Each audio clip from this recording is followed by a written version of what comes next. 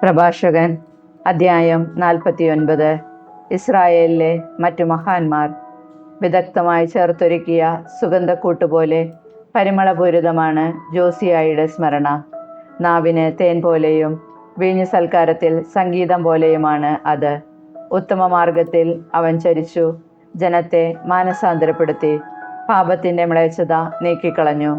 അവൻ ഹൃദയം കർത്താവിൽ ഉറപ്പിച്ചു. ദുഷ്ടരുടെ നാളുകളിൽ അവൻ ദൈവഭക്തി ബലപ്പെടുത്തി. ദാവീദ്, ഹെസക്കിയ, ജോസിയ എന്നിവരൊഴികെ എല്ലാവരും പാപത്തിൽ മുഴുകി. അത്യുന്നതന്റെ നിയമം അവർ നിരസിച്ചു. അങ്ങനെ യൂദാ രാജവംശം അസ്തമിച്ചു. അവർ അധികാരം മറ്റുള്ളവർക്ക് അടിയറ വച്ചു, തങ്ങളുടെ മഹത്വം അന്യജനതയ്ക്കും. ജെറമിയ പ്രവചിച്ചതുപോലെ ആ ജനത വിശുദ്ധ മന്ദിരം സ്ഥിതി ചെയ്യുന്ന തെരഞ്ഞെടുക്കപ്പെട്ട നഗരത്തിന് തീവച്ചു. അതിൻ്റെ തെരുവുകൾ ശൂന്യമാക്കി. പിഴുതെടുക്കാനും പീഡിപ്പിക്കാനും നശിപ്പിക്കാനും പണിതുയർത്താനും നട്ടുവളർത്താനും വേണ്ടി അമ്മയുടെ ഉദരത്തിൽ വെച്ച് തന്നെ തിരഞ്ഞെടുക്കപ്പെട്ട പ്രവാചകനാണ് ജെറമിയ. അവനെ അവർ പീഡിപ്പിച്ചു. കെരൂബുകളുടെ രഥത്തിനു മുകളിൽ ദൈവം വെളിപ്പെടുത്തിയ മഹത്വം എസെക്കിയേൽ ദർശിച്ചു. ദൈവം ശത്രുക്കളുടെ മേൽ കൊടുങ്കാറ്റയച്ചു. നീതിയുടെ മാർഗത്തിൽ ചരിച്ചവർക്ക് നന്മ ചെയ്തു. 12 പ്രവാചകന്മാരുടെ അസ്ഥികൾ കുടീരങ്ങളിൽ നിന്ന് പുനർജീവിക്കട്ടെ. അവർ യാക്കോബിന്റെ ജനത്തെ ആശ്വസിപ്പിക്കുകയും ഉറച്ച പ്രത്യാശ നൽകി രക്ഷിക്കുകയും ചെയ്തു. സെറുബാബേലിന്റെ മഹത്വം എങ്ങനെ വർണ്ണിക്കും? വലത്ത് കൈയിലെ മുദ്രമോതിരം പോലെയായിരുന്നു അവൻ. യഹോസദാക്കിന്റെ പുത്രനായ യെശുവയും അങ്ങനെ തന്നെ. അവർ തങ്ങളുടെ നാളുകളിൽ ആലയം പണിതു. കർത്താവിന്റെ നിത്യമഹത്വത്തിനു വേണ്ടി വിശുദ്ധ മന്ദിരം പണിതുയർത്തി. നെഹമിയായുടെ സ്മരണയും ശാശ്വതമാണ്. അവൻ നമുക്ക് വേണ്ടി വീണുപോയ കോട്ടകൾ പടുത്തുയർത്തി. വാതിലുകളും ഓടാമ്പലുകളും നിർമ്മിക്കുകയും വീണുപോയ വീടുകൾ പുനരുദ്ധരിക്കുകയും ചെയ്തു. ഹെനോക്കിന് തുല്യനായി ആരും ഭൂമത്തുണ്ടായിട്ടില്ല. അവൻ ഭൂമിയിൽ നിന്ന് സംവഹിക്കപ്പെട്ടു. ജോസഫിനെ പോലെ ആരും ജനിച്ചിട്ടില്ല.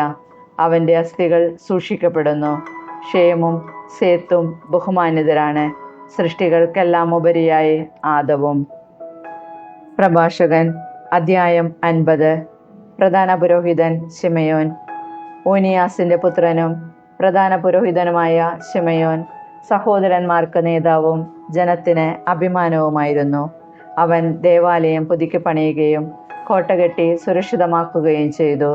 ദേവാലയത്തെ സംരക്ഷിക്കുന്ന ഉയർന്ന ഇരട്ടമതിലിന് അവൻ അടിസ്ഥാനമിട്ടു. അവൻ്റെ കാലത്ത് സമുദ്രം പോലെ വിശാലമായ ഒരു ജലസംഭരണി കുഴിച്ചു. ആക്രമണം ചെറുക്കാൻ നഗരത്തിന് കോട്ടകെട്ടി. അവൻ ജനത്തെ നാശത്തിൽ നിന്ന് രക്ഷിച്ചു. ശ്രീകോവിലിന് പുറത്തു വരുന്ന അവനെ ജനം പൊതിയുമ്പോൾ അവൻ എത്ര മഹത്വപൂർണനാണ്! മേഘങ്ങൾക്കിടയിൽ പ്രഭാത താരം പോലെ, ഉത്സവവേളയിൽ പൂർണ്ണചന്ദ്രനെ പോലെ, അത്യുന്നതന്റെ ആലയത്തിന് മുകളിൽ പ്രശോഭിക്കുന്ന സൂര്യനെ പോലെ, തിളങ്ങുന്ന മേഘങ്ങൾക്കിടയിൽ വിളങ്ങുന്ന മഴവില്ല് പോലെ, വസന്തത്തിൽ പനിനീർ പൂ പോലെ, നീർച്ചാലിനരികെ നിൽക്കുന്ന ലില്ലി പോലെ, വേനൽക്കാലത്ത് ലബനോനിൽ മുളയ്ക്കുന്ന പച്ചപ്പൊടിപ്പ് പോലെ, ധൂപകലശത്തിൽ പുകയുന്ന സുഗന്ധദ്രവ്യം പോലെ, രത്നജകിതമായ സ്വർണത്തളിക പോലെ, കാഴ്ച നിൽക്കുന്ന ഒലിവ് പോലെ, മേഘമൊരുമുന്ന ദേവദാരു പോലെ അവൻ പ്രശോഭിച്ചു. അവൻ മഹിമയേറിയ സ്ഥാനവസ്ത്രമണിഞ്ഞ് സർവാലങ്കാരഭൂഷിതനായി വിശുദ്ധ ബലിപീഠത്തെ സമീപിച്ച് വിശുദ്ധ കൂടാരത്തിന്റെ അങ്കണത്തെ മഹത്വപൂർണമാക്കി. അവൻ ബലിപീഠത്തിലെ അഗ്നിക്കരികെ നിന്ന് പുരോഹിതന്മാരുടെ കയ്യിൽ നിന്ന് ഓഹരികൾ സ്വീകരിച്ചു. പൂമാല പോലെ സഹോദരന്മാർ അവനെ ചുറ്റി നിന്നു. അവൻ അവരുടെ മധ്യേ ഈന്തപ്പനകളാൽ വലയിതമായ ലെബനോനിലെ ഇളം ദേവദാരു പോലെ ശോഭിച്ചു. അഹ്റോന്റെ പുത്രന്മാർ തങ്ങളുടെ സർവ്വവിഭൂഷകളോടും കൂടെ കർത്താവിനുള്ള കാഴ്ചകൾ കരങ്ങളിലേന്തി. ഇസ്രായേൽ സമൂഹത്തിന്റെ മുൻപിൽ നിന്നു ബലിപീഠത്തിലെ ശുശ്രൂഷകൾ പൂർത്തിയാക്കി.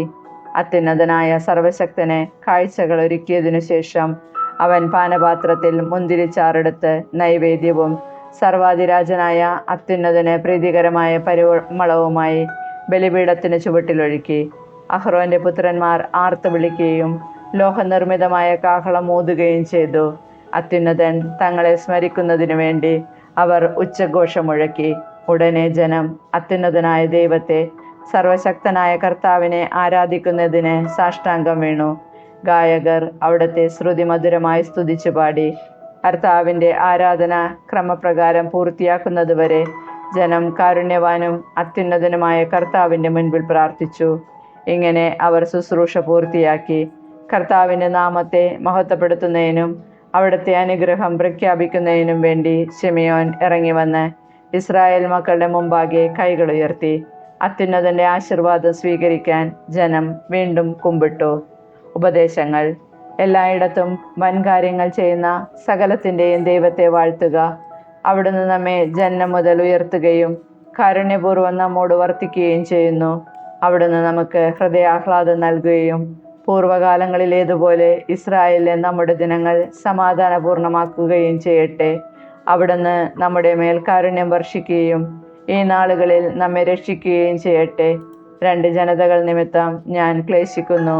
മൂന്നാമത്തേത് ജനതയെ അല്ല, സെയർ മലയിൽ വസിക്കുന്നവരും ഫിലിസ്ത്യരും ഷെക്കമിലെ മൂഢജനതയും. വിജ്ഞാനത്തിൻ്റെയും വിവേകത്തിൻ്റെയും ഉപദേശങ്ങൾ ഈ ഗ്രന്ഥത്തിൽ ഞാൻ എഴുതിയിട്ടുണ്ട്. ജെറുസലേമിലെ എലയാസറിൻ്റെ മകൻ സീറാക്കിൻ്റെ പുത്രൻ യേശുവായ ഞാൻ ഹൃദയാഘാതത്തിൽ നിന്ന് പുറപ്പെടുവിച്ച ജ്ഞാനമാണ് ഇത്. ഇക്കാര്യങ്ങളെപ്പറ്റി ചിന്തിക്കുന്നവൻ അനുഗ്രഹീതൻ. അവയെ ഹൃദയത്തിൽ പ്രതിഷ്ഠിക്കുന്നവൻ ജ്ഞാനിയാകും. അവ അനുവർത്തിക്കുന്നവൻ എല്ലാറ്റിനും കഴിവുള്ളവനാകും. കർത്താവിൻ്റെ പ്രകാശമാണ് അവനെ നയിക്കുന്നത്. പ്രഭാഷകൻ അധ്യായം 51. കൃതജ്ഞതാഗീതം. കർത്താവും രാജാവുമായവനെ, അങ്ങേക്ക് ഞാൻ നന്ദി പറയുന്നു. എൻ്റെ രക്ഷകനും ദൈവവുമായി അങ്ങയെ ഞാൻ സ്തുതിക്കുന്നു. അങ്ങയുടെ നാമത്തിന് ഞാൻ കൃതജ്ഞത അർപ്പിക്കുന്നു. എന്തെന്നാൽ അവിടുന്ന് എൻ്റെ സംരക്ഷകനും സഹായനും ആയിരുന്നു. അവിടുന്ന് എൻ്റെ ശരീരത്തെ നാശത്തിൽ നിന്ന് രക്ഷിക്കുകയും പരദൂഷകൻ്റെ വലയിൽ നിന്ന് വ്യാജം പറയുന്നവൻ്റെ ചുണ്ടുകളിൽ നിന്നും എന്നെ മോചിപ്പിക്കുകയും ചെയ്തു. എന്നെ വലയം ചെയ്തവർക്കെതിരെ അവിടുന്ന് എന്നെ സഹായിച്ചു. എന്നെ വിഴുങ്ങാൻ പകയോടെ കാത്തിരുന്നവരിൽ നിന്ന്, എൻ്റെ ജീവനെ വേട്ടയാടിയവരുടെ കരങ്ങളിൽ നിന്ന്, ഞാൻ സഹിച്ച നിരവധി പീഡകളിൽ നിന്ന് അങ്ങയുടെ കാരുണ്യാതിരേകവും നാമത്തിൻ്റെ മഹത്വവും എന്നെ മോചിപ്പിച്ചു. ഞാൻ കൊളുത്താതെ എനിക്ക് ചുറ്റും എരിഞ്ഞ അഗ്നിയിൽ നിന്ന് അവിടുന്ന് എന്നെ രക്ഷിച്ചു. പാതാളത്തിൻ്റെ അടിത്തട്ടിൽ നിന്നും അശുദ്ധിയും വഞ്ചനയും നിറഞ്ഞ നാവിൽ നിന്ന്, രാജാവിനോട് ദൂഷണം പറയുന്ന അനീതി നിറഞ്ഞ നാവിൽ നിന്ന് അവിടുന്ന് എന്നെ മോചിപ്പിച്ചു. ഞാൻ മരണത്തോടടുത്തു. എൻ്റെ ജീവൻ പാതാളത്തിൻ്റെ അഗാധത്തെ സമീപിച്ചു. എല്ലാ വശത്തു നിന്നും അവരെന്നെ വലയം ചെയ്തു. എന്നെ സഹായിക്കാൻ ആരുമുണ്ടായില്ല. മനുഷ്യരുടെ സഹായത്തിനു വേണ്ടി ഞാൻ ചുറ്റും നോക്കി, ആരെയും കണ്ടില്ല. കർത്താവേ, അപ്പോൾ ഞാൻ അങ്ങയുടെ കാരുണ്യം അനുസ്മരിച്ചു. പണ്ട് മുതലുള്ള അങ്ങയുടെ പ്രവൃത്തികളും. അങ്ങയിൽ പ്രത്യാശ അർപ്പിക്കുന്നവരെ അവിടുന്ന് രക്ഷിക്കുന്നു. ശത്രുകരങ്ങളിൽ നിന്ന് അവരെ മോചിപ്പിക്കുന്നു. ഭൂമിയിൽ നിന്ന് എൻ്റെ പ്രാർത്ഥനകൾ ഉയർന്നു. മരണത്തിൽ നിന്ന് മോചനത്തിനായി ഞാൻ പ്രാർത്ഥിച്ചു.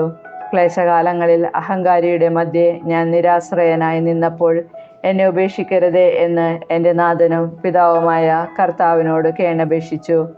അങ്ങയുടെ നാമം ഞാൻ നിരന്തരം പ്രകീർത്തിക്കും. അങ്ങേക്ക് ഞാൻ കൃതജ്ഞതാസ്തോത്രങ്ങൾ ആലപിക്കും. എൻ്റെ പ്രാർത്ഥന അവിടുന്ന് ശ്രവിച്ചു. അവിടുന്ന് എന്നെ നാശത്തിൽ നിന്ന് രക്ഷിക്കുകയും ദുസ്ഥിതിയിൽ നിന്ന് മോചിപ്പിക്കുകയും ചെയ്തു. അതിനാൽ ഞാൻ അങ്ങേക്ക് നന്ദിയും സ്തുതിയും അർപ്പിക്കും. കർത്താവിൻ്റെ നാമത്തെ ഞാൻ വാഴ്ത്തും. യാത്രകൾ ആരംഭിക്കുന്നതിന് മുൻപ് ചെറുപ്പത്തിൽ തന്നെ ജ്ഞാനത്തിനു വേണ്ടി ഞാൻ ഹൃദയം തുറന്ന് പ്രാർത്ഥിച്ചു. ദേവാലയത്തിന് മുൻപിൽ അവൾക്ക് വേണ്ടി ഞാൻ യാചിച്ചു. അവസാനം വരെ ഞാൻ അവളെ തേടും. മുന്തിരി പുഷ്പിക്കുന്നത് മുതൽ പഴുക്കുന്നത് വരെ എൻ്റെ ഹൃദയം അവളിൽ ആനന്ദിച്ചു. ഞാൻ നേരിയ പാതയിൽ ചരിച്ചു. യൗവനം മുതൽ ഞാൻ അവളുടെ കാലടികളെ പിന്തുടർന്നു. അല്പം ശ്രദ്ധിച്ചതേയുള്ളൂ എനിക്ക് അവളെ ലഭിച്ചു. ധാരാളം പ്രബോധനങ്ങൾ ലഭിച്ചു. അതിൽ ഞാൻ മുന്നേറി. എനിക്ക് ജ്ഞാനം നൽകിയവനെ ഞാൻ മഹത്വപ്പെടുത്തും. ജ്ഞാനത്തിനൊത്ത് ജീവിക്കാൻ ഞാൻ ഉറച്ചു. നന്മയ്ക്ക് വേണ്ടി ഞാൻ തീക്ഷ്ണമായി ഉത്സാഹിച്ചു. ഞാൻ ഒരിക്കലും ലജ്ജിതനാവുകയില്ല. ജ്ഞാനതൃഷ്ണ എന്നിൽ ജ്വലിച്ചു. ഞാൻ നിഷ്ഠയോടെ പെരുമാറി. ഞാൻ സ്വർഗത്തിലേക്ക് കൈകൾ ഉയർത്തി അവളെക്കുറിച്ചുള്ള എൻ്റെ അജ്ഞതയെ പ്രതി വിലപിച്ചു. ഞാൻ എൻ്റെ ഹൃദയം അവളിലേക്ക് തിരിച്ചു. ശുദ്ധീകരണത്തിലൂടെ ഞാൻ അവളെ കണ്ടെത്തി. ആരംഭം മുതലേ അവളിൽ നിന്ന് ഞാൻ അറിവ് നേടി. ഞാൻ ഉപേക്ഷിക്കപ്പെടുകയില്ല. അവളെ അന്വേഷിക്കുന്നതിൽ ഞാൻ ആവേശം പൂണ്ടു. എനിക്കൊരു നിധി കൈവന്നു. കർത്താവ് എനിക്കൊരു നാവ് നൽകി. അതുപയോഗിച്ച് ഞാൻ അവിടുത്തെ പ്രകീർത്തിക്കും. അറിവ് ലഭിച്ചിട്ടില്ലാത്തവർ എൻ്റെ അടുക്കൽ വരട്ടെ. അവർ എൻ്റെ വിദ്യാലയത്തിൽ വസിക്കട്ടെ. ജ്ഞാനമില്ലെന്ന് പരാതി പറയുന്ന നിങ്ങൾ ഹൃദയദാഹം ശമിപ്പിക്കാത്തത് എന്തുകൊണ്ട്? ഞാൻ വിളിച്ചു പറഞ്ഞു, സൗജന്യമായി അവളെ നേടുക. അവളുടെ നുകത്തിന് കഴുത്ത് ചായച്ചു കൊടുക്കുക. പ്രബോധനം സ്വീകരിക്കുക, അത് സമീപത്ത് തന്നെയുണ്ട്.